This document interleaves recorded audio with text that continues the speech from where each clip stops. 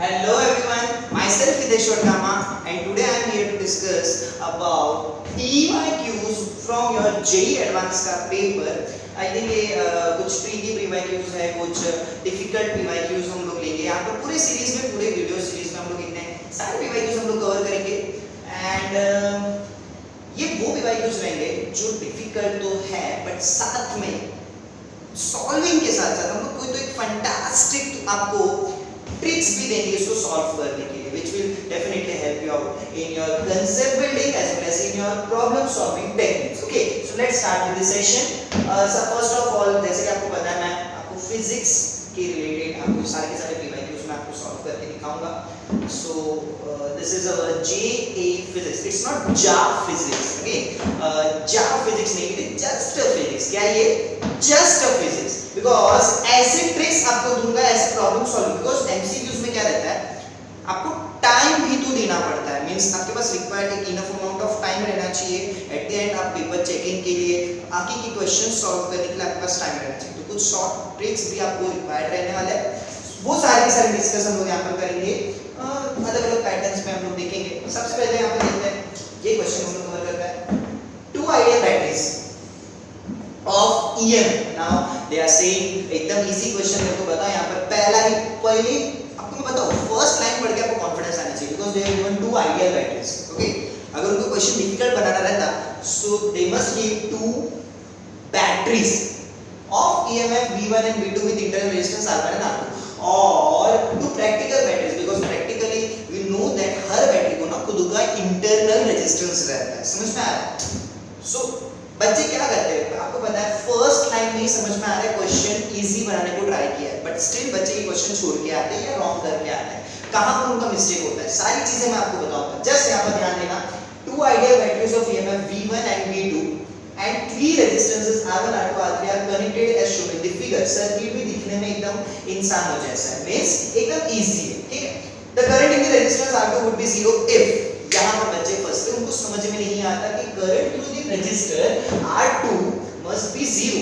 अब करंट 0 हो गया तो बताओ भाई, यहाँ पर सिंपल सी बात है. मैं आपको बताऊं, आप KVL एनालिसिस करो, आप नोडल एनालिसिस करो, आप कोई भी ट्रिक से, आप इलेक्ट्रॉनिक्स का पार्ट है. Okay, current electricity is part of electronics. कोई भी मेथड से जाओ, आपका आंसर करेक्ट आना चाहिए. Okay, so this is the main motto, this is the main aim of this question. But होता क्या, बच्चे कहां पर रॉन्ग करके आते हैं, उनको ये नहीं समझ में आता कि resistance, current in the resistance would be 0 if current 0 है. जस्ट थिंक अबाउट इट ना बच्चा, अगर करंट 0 है so potential at this point and potential at this point must be 0 और मस्ट बी सेम. यस और नो? आपके consideration के ऊपर है. समझ में आ रहा है? अगर आप नोडल एनालिसिस कर रहे हो, फॉर एग्जांपल मैं ये क्वेश्चन को नोडल एनालिसिस से सॉल्व करते हैं. Okay, so just tell me one thing, अगर आप नोडल एनालिसिस लगा रहे हो यहाँ पर, so बैटरी का positive terminal will be always considered as higher potential. Okay, and battery का नेगेटिव टर्मिनल जो है उसको जीरो पोटेंशियल पे काउंट किया जाता है. Because ultimately potential difference this is 5 volt ना. सो 5 है अपर माइनस लोअर वोल्टेज, माइनस करने के बाद सबट्रैक्शन करने के बाद potential difference must be 5. I hope ये आपको पता है. ओके, सो अगर यहाँ पर 5 लिखा है सो ये 5 माइनस 0 5 आना चाहिए. ओके, तो लाइक दैट अगर हम बात करें यहाँ पर V1, तो V1 मैंने यहाँ पे लिख दिया, यहाँ पर आएगा 0. We know that this is an ideal wire because question में कुछ बोला नहीं है, वायर का रेजिस्टेंस दिया नहीं. So this is an consider this as an ideal wire. So जितना पोटेंशियल डिफरेंस यहाँ पर रहेगा उतना ही पोटेंशियल डिफरेंस यहाँ पर रहेगा. ओके, बच्चे ना इसको KVL लगा के सॉल्व करने को ट्राई करते हैं. ओके, 100% आप कर सकते हो, आपको आंसर भी मिलेगा. बट KVL से ना मेथड बहुत लंबा हो जाता है. ओके, जनरली आप कोई बुक्स देखोगे तो बुक्स में भी इसको KVL से, ऐसे टाइप के क्वेश्चंस को KVL से सॉल्व करने बोला जाता है. ओके, बट मेरे आपको नोडल एनालिसिस भी पता है, KCL भी आपको आता है, नोडल एनालिसिस आता है. तो क्वेश्चन कितना छोटा हो जाता है, जस्ट 3 स्टेप्स में ये क्वेश्चन का आंसर निकलेगा. ध्यान से सुनना, I am giving you a fantastic trick, ध्यान से सुनना. ठीक है, सो नोडल एनालिसिस करते हैं. यहाँ पर ये रहेगा V1, ये रहेगा 0. ओके, सेम वे हियर ये बैटरी का हम लोग चेक करते हैं अपना नॉलेज में पता है. यहाँ पर V1 का पॉजिटिव टर्मिनल, यहाँ पर रहेगा V2. Okay, and this is V2 का नेगेटिव टर्मिनल, यहाँ पर रहेगा अपना 0.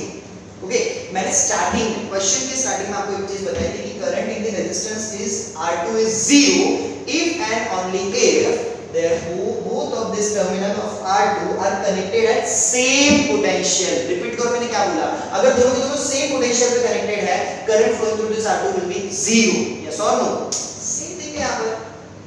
okay, same way this wire is connect, this is the connecting wire, तो connecting wire का रेजिस्टेंस रहता है 0, ये पॉइंट पे पोटेंशियल कितना रहेगा 0. आई होप ये क्लियर है.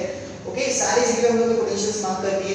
अब ये रेजिस्टेंस को सर्किट के साथ कनेक्टेड रखने में कोई मतलब नहीं, because no current is flowing through this resistance. Okay, now just tell me one thing, पूरा सर्किट जब मैंने नोडल एनालिसिस से मार्क किया, मुझे इतना तो समझ कि करंट इसके अंदर से जा नहीं रहा है. Okay, that is what they have given in the question.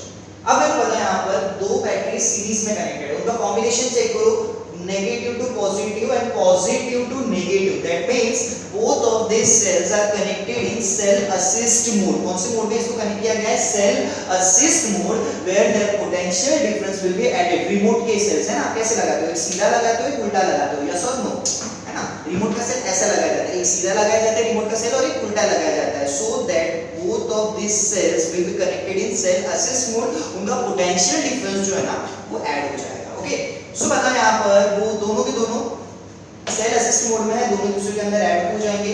Okay, now just tell me one thing, this two resistors, जैसे बैटरी सीरीज में है ना, वैसे ये दो रेजिस्टर्स भी क्या है, सीरीज में है. Okay, so this two resistors are connected in series, and जब भी कभी दो रेजिस्टेंस सीरीज में लगे हुए रहते हैं ना, we can apply rule which is called as VDR. VDR means voltage division rule.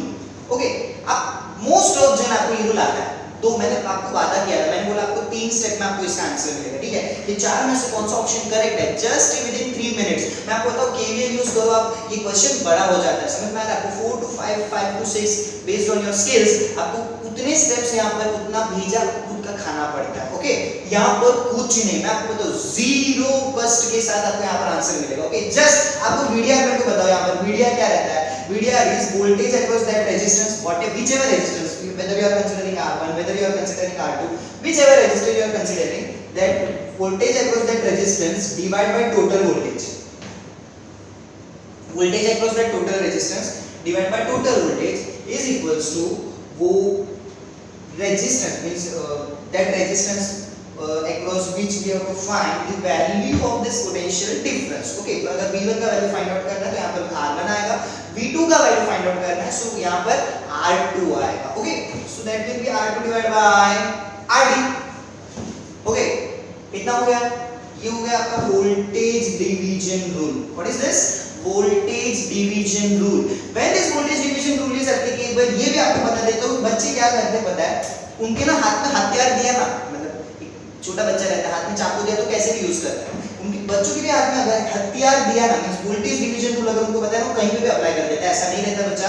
Voltage division rule is only applicable to circuits और resistance which are connected in series. For series circuit only we can use this voltage division rule.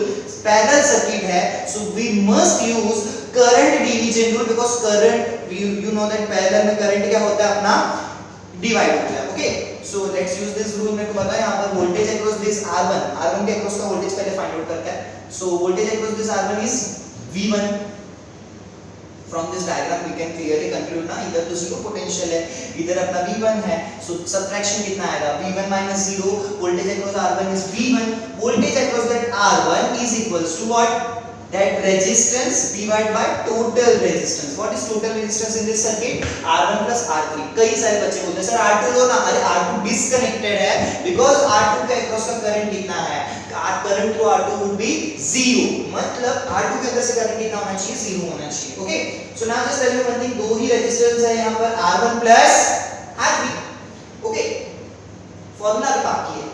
Just tell me one thing, voltage upon total voltage equals to resistance upon total resistance. Voltage upon total voltage. Let's say this total voltage is shifted to this side. तो यहाँ पर multiply करना पड़ेगा हमें किससे, total voltage से.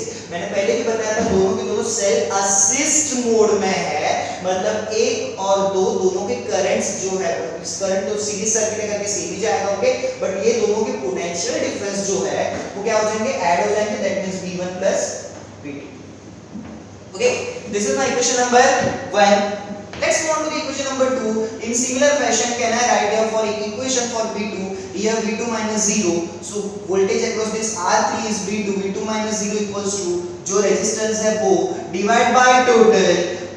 into this is total resistance na, into total potential difference, that is V1 plus V2. This is my equation number 1, this is my equation number 2.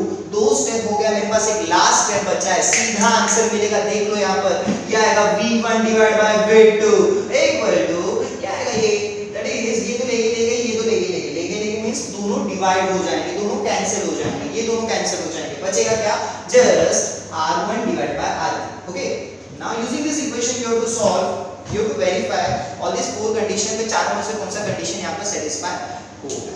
Okay, so let us consider first V1 equal to V2. अगर V1 V2 का value same है, ratio में है, V1 V2 का value अगर same है, then ratio of R1 and R3 is also 1:1. That means R1 और R3 दोनों सेम है. सर R2 तो इक्वेशन में है ही नहीं, R2 का क्या करूं? बच्चा मेरे को बता, यहाँ पर आप R2 को 1 R2 ले लो, 2 R2 ले लो, 3 R2 ले लो या 100 R2 ले लो यार, ये क्या कोई सेंस बनता है R2 के वैल्यू का? बिकॉज करंट तो R2 के अंदर से 0 है, कोई भी कंडीशन हो जाए R2 के अंदर से करंट कितना रहेगा, हमेशा 0 रहेगा. उन्होंने ही क्वेश्चन में बोला है, मैं बोल रहा हूं कि नहीं, they are giving us the condition है कि R2 के अंदर से करंट 0 रहना चाहिए. दैट मींस R2 का वैल्यू 1 रहेगा, 2 रहेगा, 3 रहेगा, 4 रहेगा, 100 रहेगा, 1000 रहेगा. यार कितना अमीर हो आप, कोई भी रेजिस्टेंस लेके आओ, कोई फर्क पड़ता नहीं है. आपको सिंपली R2 का वैल्यू के ऊपर से कोई भी आपको मतलब नहीं है. समझ में आ रहा है? whether they have given 1 R2 2 R2 3 R2 accept it, because उससे मेरे सर्किट को कोई फर्क पड़ने वाला नहीं है. Okay, so we have to just check the value of R1 and R3, दोनों के दोनों इक्वल है. यस, ये ऑप्शन करेक्ट है. ऑप्शन नंबर 2 भी देखो. ऑप्शन नंबर 2 में V1 V2 दिया करेक्ट, मतलब यहां पर भी दोनों के दोनों पोटेंशियल सेम है. ऑप्शन में ऑलमोस्ट सेम है, just they have given 2 R2. अरे यार मैंने अभी जस्ट बोला यार, गला बैठ गया मेरा तो बोलते just tell me one thing, यहां पर आपका वैल्यू R1 रहेगा, R2 रहेगा, व्हाटएवर इट इज, क्या फर्क पड़ता है, चलेगा. मतलब R2 का वैल्यू कुछ भी चलेगा, R1 R3 इक्वल है ना, यस इक्वल है, दिया है, तो भाई ये ऑप्शन ही करेक्ट है, मल्टीपल सिलेक्टेड क्वेश्चन है. ओके, थर्ड क्वेश्चन देखो, यहां पर V1 2V2, सब्स्टिट्यूट किया V1 की जगह पे 2V2. ओके, तो V2 लेके ratio will be 2:1. Okay, yes और नो, 2:1 रेशियो रहेगा. Now just tell me one thing, अगर रेशियो अपना 2:1 है, सो R3 का value must be 2 times R3. Okay, R1 का value must be 2 times R3. Just tell me one thing, R1 का value must be 2 times R3. यहां पर तो picture ही उल्टा दिख रहा है ना. So this option is not correct, C option incorrect है. Okay, let's move on to the D. फिर D बताओ यहां पे क्या लिखा है, 2 टाइम्स V1 V2. ओके, सी है 2 times V1 V2, 2 times V1 V2 क्या हो जाएगा यहाँ पर, 2 टाइम्स V1 मतलब V2 की जगह पे क्या आएगा, V1 divide by 2 times V1. Okay, V2 का value V1 is 2 times V1. Just tell me one thing, क्या हो जाएगा, R1 बाय R3. देखो बेटा V ले गए बचेगा क्या, just 1/2 equals to R1 by R3. Let's do cross multiplication. आपको ऑप्शन नंबर B वाला जो ऑप्शन है, फोर्थ वाला जो ऑप्शन है, दैट इज 2 टाइम्स R1. देखो यहां पर मिलेगा, 2 को इधर भेज दो, R3 को इधर भेज दो. ओके, सो R3 का value is 2 times R1, that means option B is also correct. This is your question from JEE advance 2014, paper 1 का क्वेश्चन है बच्चा, मल्टीपल करेक्ट आंसर्स के लिए, जिसके ऑप्शन A B C तीनों करेक्ट थे. बच्चे मिस्टेक कहां पर करते हैं, एक तो R2 पे अगर उसका करंट 0 है, ये कांसेप्ट ना each and every word, just remember one thing, each and every word that is given in your question na is big hint for you. just मेरे लिए क्या यहाँ पर R2 के अंदर से करंट रहेगा 0. सेकंड थिंग, इतने सिंपल सर्किट्स रहेंगे ना बच्चा, आप KVL भी कर सकते हो. ओके, बट KVL करने के बाद आपको तो ऑलरेडी पता है बच्चा, KVL करने के बाद आपको इक्वेशंस को सॉल्व करना पड़ता है. यहाँ पर बहुत सारे एडजस्टमेंट हो जाता है, वेयर एज यहाँ पर मैंने जस्ट 3 स्टेप में सॉल्यूशन दिया. कितने, जस्ट 3 स्टेप्स. समझ में आ रहा है? That's what I was saying in starting of this video कि भाई आपको डिफिकल्ट से डिफिकल्ट क्वेश्चन को टैकल करने के लिए फैंटास्टिक ट्रिक्स यहाँ पर दिए जाएंगे. तो just subscribe our channel, just like our video. अगर आपको कोई डाउट है जस्ट आप कमेंट कर दीजिए. ओके, उस टॉपिक पे भी अगर हमें पॉसिबल होगा तो हम लोग उस टॉपिक पे भी वीडियो 100% बनाएंगे. सबको ऑल द बेस्ट. एंड जैसे मैंने बोला, इट इज नॉट जा फिजिक्स, बिकॉज हर एक चीज को एक ट्रिक रहता है, एक सिंपल, एक बोलते हैं ना, मतलब एक सिंपल ट्रिक्स रहता है जिसको हम लोग को फॉलो करके हम लोग उस डिफिकल्ट चीज को भी इजी बना सकते हैं. So it is not a जा physics, it is just a physics. Thank you everyone, all the best. Best coaching institute in Dombivli for JEE Mains, Advanced, NEET UG, MHT CET, 11-12 Science, 9-10 State Board and ICSE Board. Rege Dixit Science Academy.